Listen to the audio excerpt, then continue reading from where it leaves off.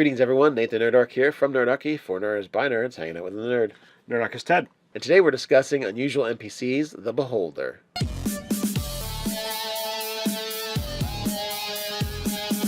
Jump down the description below where you can sign up for Nerdarchy the newsletter, get weekly gaming tips, as well as learn how to game with us. So today we're going to be discussing Beholders. And if you have your trusty Volo's guide, like we do, then you'll know that there is a ton more stuff and information on Beholders. Back in the day, I read tyrant, which was a really good, I think, second edition. I believe so. Kind of like, it was like almost as big as one of the player's handbooks. I don't know, like one of the player's guides to a class. But this has got a pretty decent amount of information. It kind of jam packs it in, and I enjoyed reading it because I love Beholders. So Joshua, wrote in and says he wants us to talk about how would you create a Beholder NPC to use in your game. Zarathar's or Xanathar's Guide to Everything. It's got a Beholder right there on the cover. Lead people to believe that that's Xanathar. So we'll see, what winds up transpiring with that. I've always been under the impression that Beholders are I hate everything, even other Beholders if they don't look exactly like me, which Beholders rarely look like other Beholders, so it just becomes a territorial dispute and battles and fights and wars until one of them dies. And in Volo's guide, they explained that would be considered like a solitary Beholder. It's the one that's kind of super intelligent, really super paranoid, and that paranoia, we view it as paranoia, but it's more like just planning for everything all the time, including conspiracy theories. So, like, to the nines, preparedness. They overthink things. It's like they have a different plan in motion, whether it's, the adventurers are riding dinosaurs, or whether they're summoning angels and demons, or what have you. Consult Plan 962. Activate. Yeah, even the idea of advanced weaponry that they just imagine might exist, they plan for it. So paranoid. So, when you talk about these solitary creatures, that's not the kind of thing that you're going to put into a town. So, even some of this information is not going to be helpful if you were to decide, I want to make an NPC for my players to interact with repeatedly. It's not a combat encounter. I don't want to have them go fight something. How do I make this be something either that they encounter out adventuring or, heck, even in town? What do you do? Well, the Volo's guide talks about what they call tyrants. And tyrants are basically like the Xanathars, I think I'm saying that right, of the world, where they're interacting with people, and they've kind of toned down, or at least put it in a box somewhere in their psyche, the levels of everyone's against me and they've been sent by other Beholder to attack me. Right.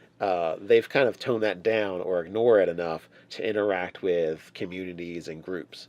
So they might be in charge of a thieves guild, like somebody that that's talked about in that. Xanathars. Right. And they might just be, they might have a name that people know rather than, that hideous monstrosity abomination that lives in the mountain. So they might have a name because they've talked to people and let them live, or haven't subjugated to them to their will. So if it's a named Beholder, probably it is an tyrant, someone who can deal with and talk with others and not just try and obliterate them or subjugate them immediately. I have to just say that I think the term should be switched. Beholder sounds nicer. Tyrant sounds like something that would go and attack people and roll things and what have you. Yeah. And it'd be like, no. The Beholders are the bad ones. The tyrants. Those are the good guys. They're the ones that you can talk to. You need to make some switches here, dudes. Well, naming's a very delicate business, and sometimes you don't get it right. The tyrant does definitely sound like the more threatening and dangerous of the two. But anyway, that's what Volo's is saying. So, all right, if you were going to craft a tyrant, then, if you will, to be able to interact with the players, number one, you could go into your trusty Volo's guide and pull out these awesome tables, and you could roll your guy randomly and have a lot of fun with, like, what is the pupil shape? What is the color, the texture? What does this thing wind up looking like? Just by rolling a whole bunch of dice real quick. Pretty awesome. You can get some personality stuff in there as well. The personality trait stuff is great. And the flaws, very good. Because I feel like Beholder, for all their desire to be perfect, are really flawed creatures in their mindset, even though they're super geniuses, basically. Right.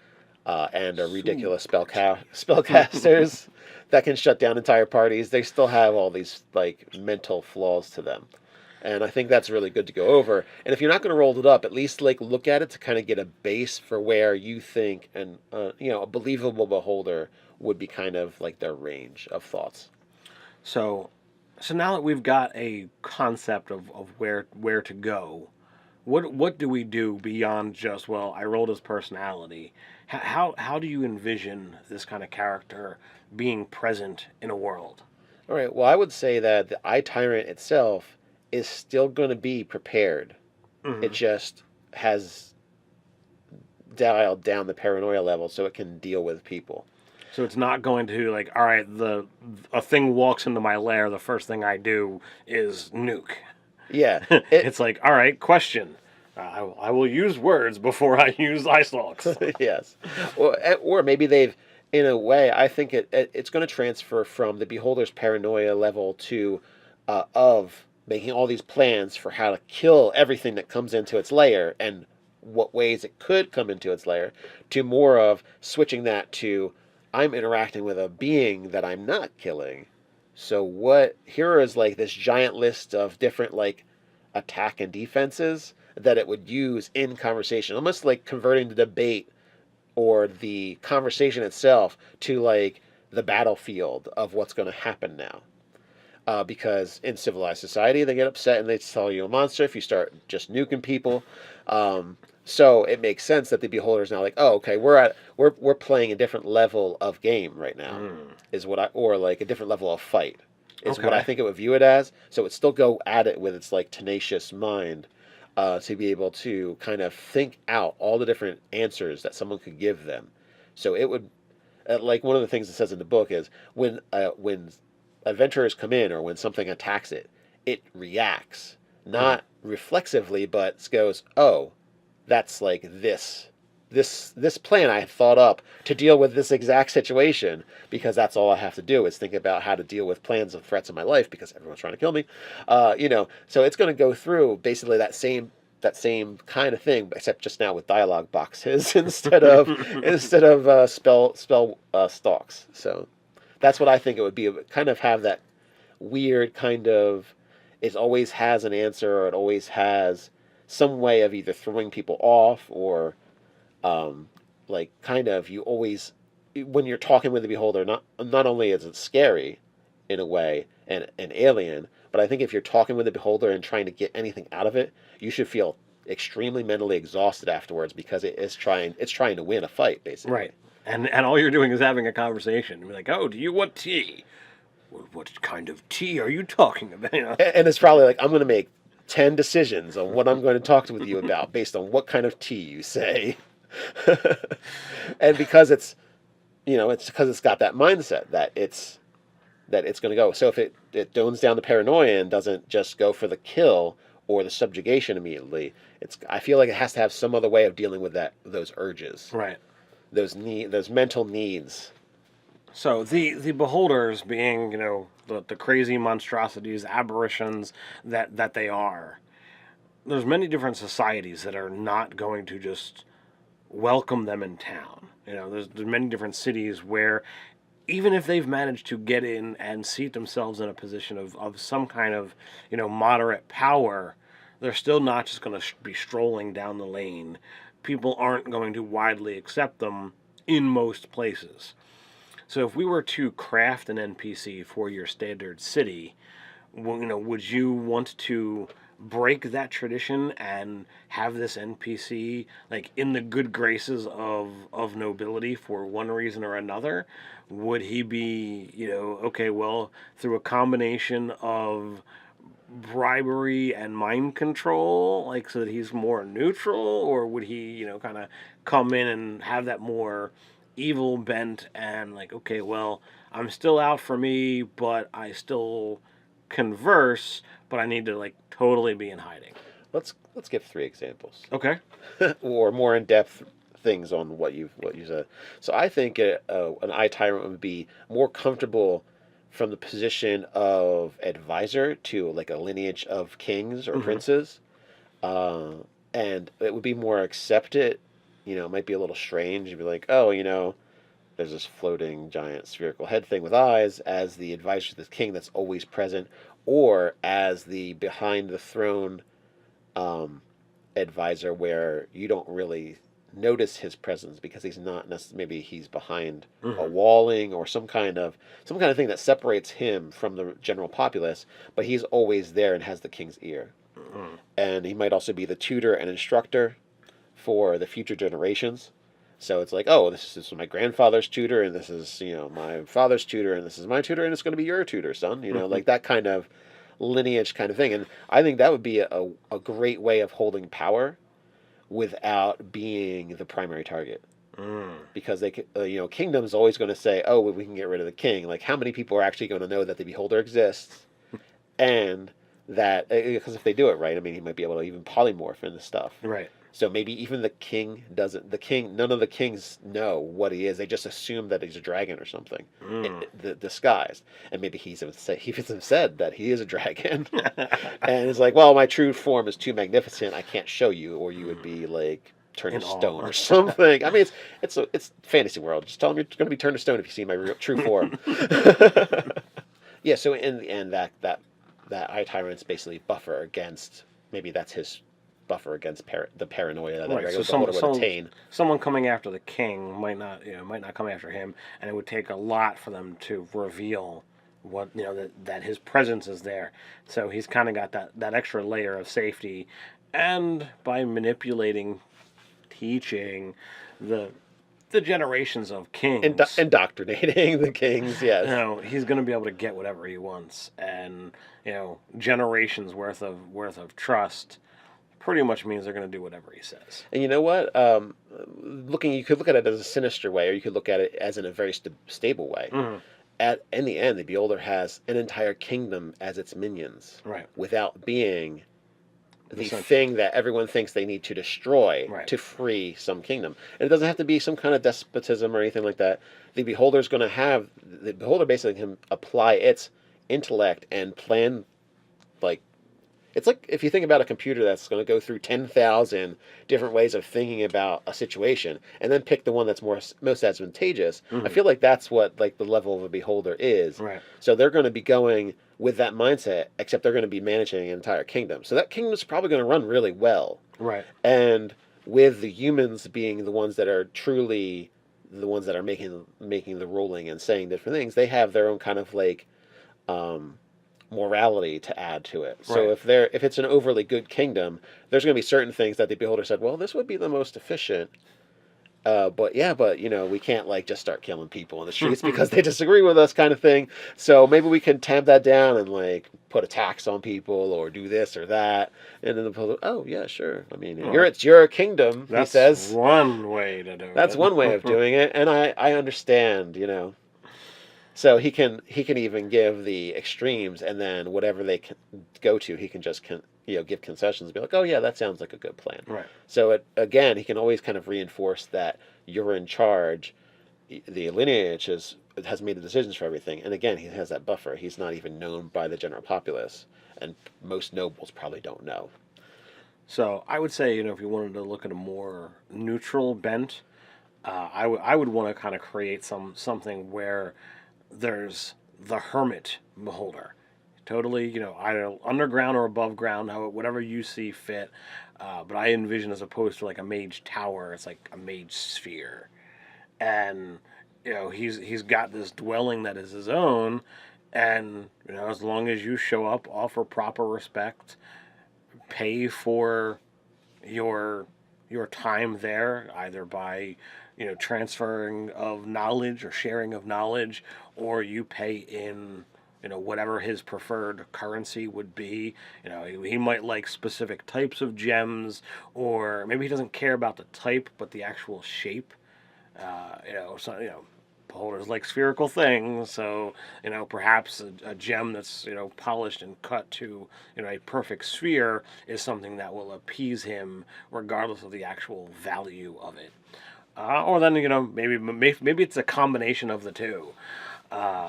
And then he could be something that is as simple as a quest giver, or as something as like, this is the midway point. This is where you go to garner more information on the thing you're questing for, or questing about, and here's a stopgap, and oh god, I got to go talk to this beholder again, this eye tyrant, and his price and his mannerisms are always a challenge, and you're not sure which one is going to be more challenging this time.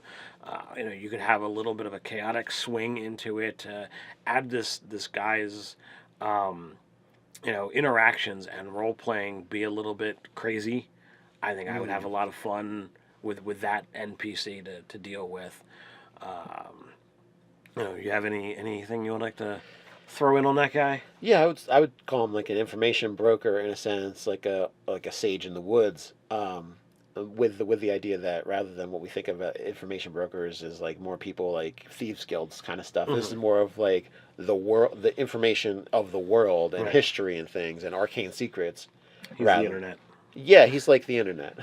His eye stalks going different directions and seeing through time and stuff like that. So like you could take this guy and he could be like a diviner, a scryer, and he could literally have cataloged information of anyone that he feels is of import.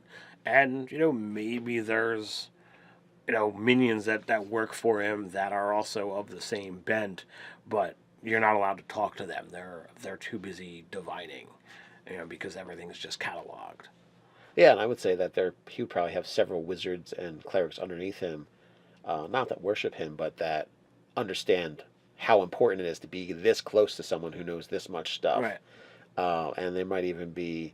You could literally be sharing magical secrets with them of how this is all cataloged, and he realizes that to be the center of power that he is, that the more divining that happens, the more scrying that happens, the better off and the more powerful he's going to be. So imagine if he got more people doing what he does, even if they're not as skilled as he is, it's still going to be okay. Where is this? And you can look for ways of pulling out artifacts and legendary objects, and as they move through the world and do deeds, other items and people of import are going to be drawn in and around that circle, so they could literally be watching those moments of history as they unfold to find out what happens to those people, to those objects. And by mere happenstance, they're literally chronicling history without meaning to do so, but they're just trying to follow the events because they want to know where those things are, so that when they stop moving, you're able to then do something. And I would say he doesn't need to necessarily be neutral in the idea of neutral, not messing with stuff. But he could be neutral in the fact that he doesn't necessarily care like kingdoms rising and falling, except for the stability of his sphere. Right. So I would say that he might be interested in a few powerful items that are in certain kingdoms, and one of the things could be that he gives quests for different little bits of adventures to the different player characters that are going to interact with him. And I would think that he is waiting for a time when it's advantageous or able to snatch these items for his own purposes, to keep them safe, or for something else. So I would actually go so far as to say like that it's unbeknownst to the people, but anyone who is like questing for him, like he gives them some kind of token. It could be a simple as like a coin that has an eye on it, or it could be like, oh, wear this badge, and they become like focuses for the scrying of the tower. Oh, that's a good idea. So like it's like, okay, well, all right, now I can actually go. Never tells anyone because that'd be ridiculous, but you use it as it's to your advantage, because if you encounter any of my minions out there and you'll know them by such and such, you can show them this coin and they will leave you be. There might not be any minions out there. There might not be any of the situations to come across, but by presenting these coins to the players, or to the adventurers, you have the situation where you have a focus that this guy or his minions are able to directly scry on the adventures that's happening to make sure that double crossing is not going to happen. Because I mean, come on, they're paranoid. He could actually have his own conclave of rangers or something. Like if there's like a watcher kind of style ranger or warder, that could be a thing as well. And a way for him to gather information and get it around that's less, weak scholar trying to find stuff in the world, and like somebody that can actually like kill a goblin easy or something like that. So now, how do we make a evil yet NPC beholder that's available for the players to interact with? We can go with one that doesn't necessarily care with what happens to people at all. Like not even for stability purposes, like, if people die, no big deal. Or it could be that they are set against like an adversary that would be considered good by the PCs. Either kind of like open up the villain stuff and the DMG, and you can just say, well, I already know he's a beholder, and let me just go from there and just read through the tables, and you'll probably have a lot of great ideas for an evil beholder. But I don't have any in particular that I'm thinking of right now. So it's almost like so close to what a beholder normally is. I would feel like it just has that human that PC or other creature interaction. The trick is finding something that's not quite a villain, but is an NPC with its own motivations and goals. So, like the book offers, well, hey, you can do something with a thieves guild, but what if we tried to be like, all right, well, what if instead of it being a thieves guild, you make it, well, what if he's like the head of some kind of library or mage school or something where I don't want to get into the whole history end of things, but what if it's an obsession with magic?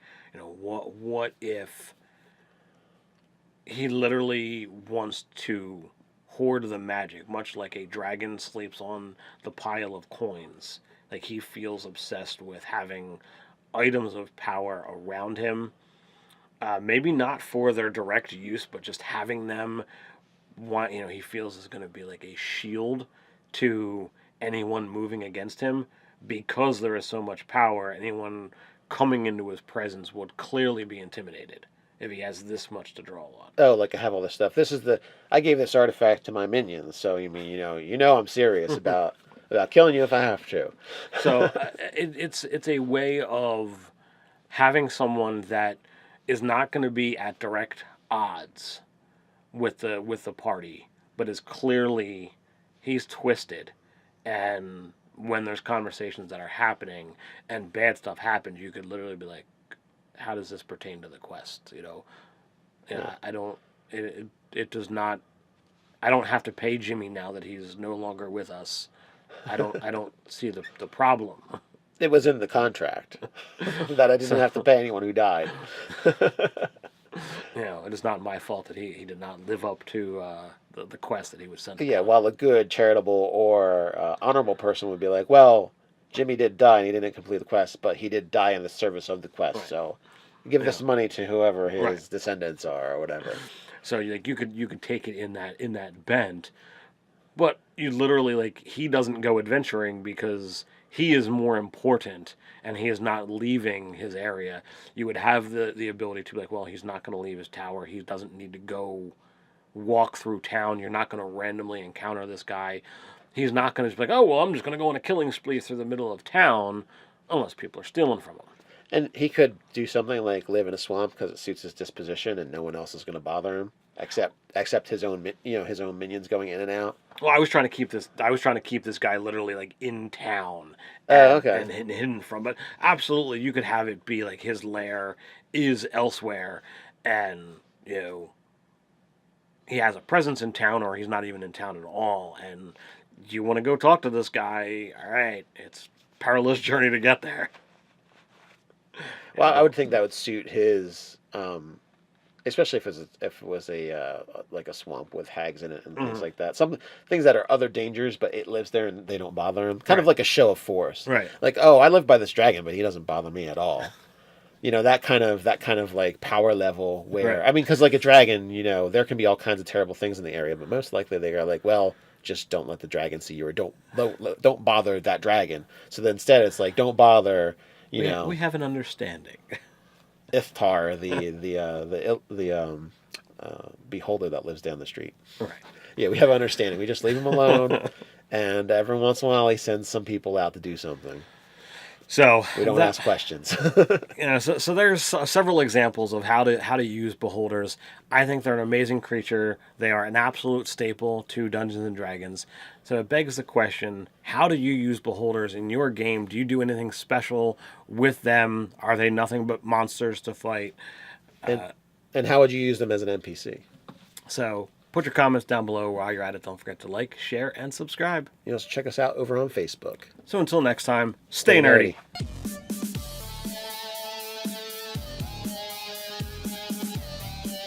Rarely look like other beholders, so it just becomes a territorial dispute and battles and fights and wars until one of them dies.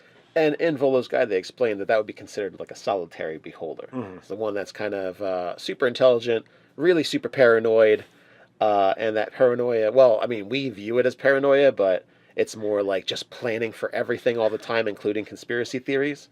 So, like, to the nines, preparedness. They overthink things. It's like they have a different plan in motion, whether it's, well, the adventurers are riding dinosaurs, or whether they're summoning angels and demons, or what have you. Consult Plan 960. Greetings, everyone. Nathan Nerdarchy here from Nerdarchy, for nerds by nerds, hanging out with the nerd. Nerdarchy is Ted. And today we're discussing unusual NPCs, the Beholder.